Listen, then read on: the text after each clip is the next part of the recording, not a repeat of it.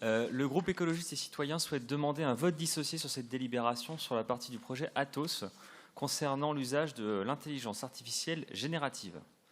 La santé et notamment la prévention en la matière est un sujet très sensible et qui mérite son lot d'innovations techniques et le déploiement de moyens humains conséquents pour le bien de toutes et tous. Nous sommes donc alignés avec un investissement de notre métropole en ce sens. Cependant, loin de tomber dans la caricature dans laquelle certains se plaisent à mettre les écologistes, rappelons une évidence, toute innovation technologique n'est pas forcément signe de progrès social, éthique ou écologique. Et d'ailleurs, dans ce cadre, nous souhaiterions avoir plus de clarté sur les conditions d'attribution des subventions de ce fonds d'innovation. L'arrivée de l'intelligence artificielle, et particulièrement l'intelligence artificielle générative, est un bouleversement extrêmement profond pour notre société, dans toutes ses dimensions, et malgré les promesses qu'elle nous fait miroiter. Il est important de faire un pas de côté pour prendre le temps de la réflexion, encadrer le développement de cette technologie, lui donner une juste place, voire refuser qu'elle entre dans certains espaces de nos vies. Le déploiement de l'intelligence artificielle a des impacts non négligeables sur l'environnement. Un exemple parmi tant d'autres.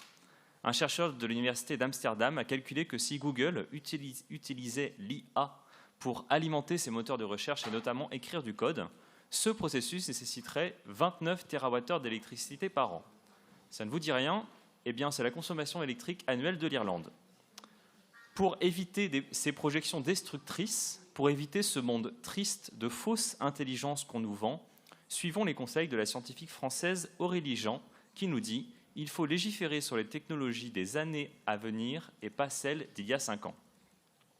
Face à ces questionnements, et sans attendre ou se contenter d'une réglementation européenne ou nationale qui n'est pas suffisante, nous sommes extrêmement heureux de travailler, en lien avec nos collègues Louise Viallard et Francky Trichet, au sein de la métropole de Nantes, à la construction d'une doctrine intelligence artificielle que nous saurons et que nous voulons exigeante et qui servira de boussole politique à notre majorité et au service de la métropole.